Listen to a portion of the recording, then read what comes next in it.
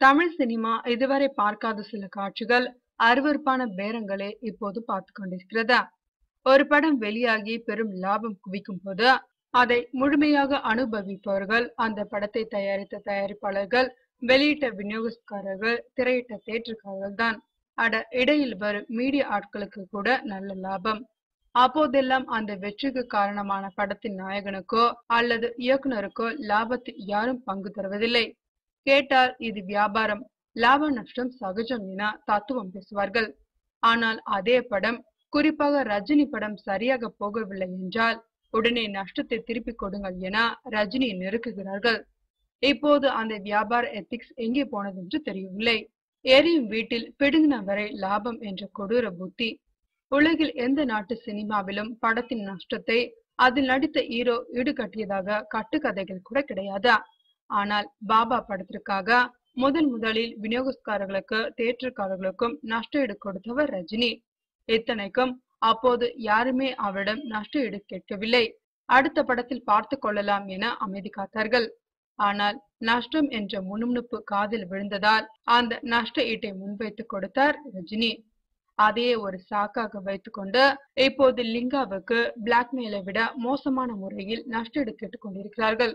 இது அநாகரீகத்தின் உச்சம் மட்டுமல்ல, மிக மோசமானதா என்கிறார் அனுபவசாலி விநியோகஸ்தர் ஒருவர். ரஜினி படங்கள் மூலம் பல கோடிகள் லாபம் பார்த்தவர் இவர்.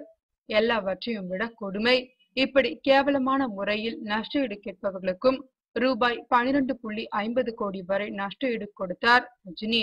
அந்த தொகையை ஒழுங்காக பிரித்து கொள்ள கூட முடியாத இவர்கள் இப்போது மீண்டும் நஷ்ட ஈடு புராணத்தை ஆரம்பித்துள்ளனர். பேராசை என்ற கொடிய வியாதிக்கு மருந்தில்லை, தீர்வும் இல்லை.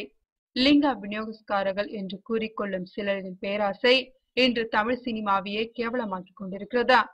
ரஜினி என்ற பெரும் கலைஞனை இந்த நஷ்ட ஈடு என்ற ஒற்றை சொல்லை கொண்டு மிரட்டி பார்க்கிறார்கள். லிங்காவில் உண்மையிலே நஷ்டம் ஏற்பட்டிருந்தால் அடுத்த ரஜினி படம் வெளியாகும் போது அதை வாங்கி விநியோகித்து லாபம் பார்த்து கொள்ளலாம் என்றுதானே உண்மையான விநியோகஸ்தர்கள் முயற்சிப்பார்கள். ஆனால் இந்த பிளாக்மெயில் கோஷ்டி என்ன கேட்கிறது என்றால், ரஜினி இன்னாருக்குத்தான் படம் செய்ய வேண்டும், அந்த படத்திற்கு நாங்களும் பங்குதாரர்களாகவும் நஷ்டத்தை சரி கட்டிக் கொள்வோம், இல்லாவிட்டால் இன்னொரு 15 கோடி ரூபாய் தர வேண்டும்.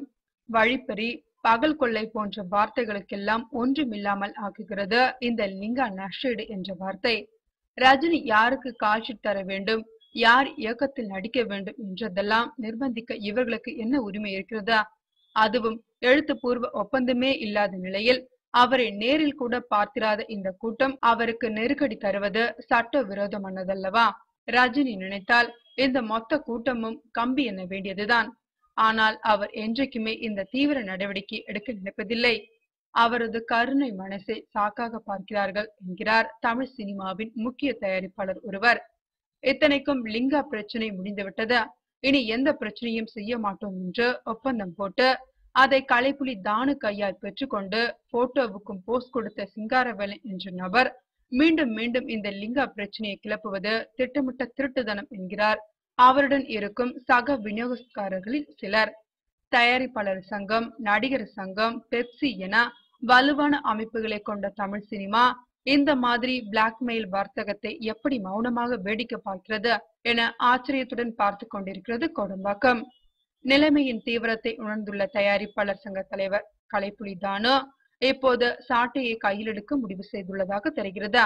இந்த மோசடி வர்த்தகத்திற்கு அவர் காலத்திலாவது முடிவு வருமா?